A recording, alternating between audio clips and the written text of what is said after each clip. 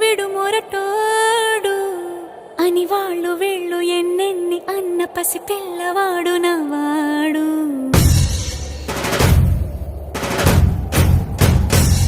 విడు ముండోడు అని ఊరు వాడ అనుకున్న గాని మహారాజు నాకు నవ్వాడు.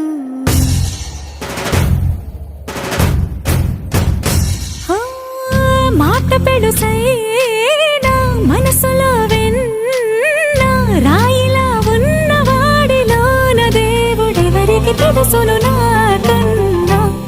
సూసేకి అగ్గిరవ్వ మాదిరే ఉంటాడు.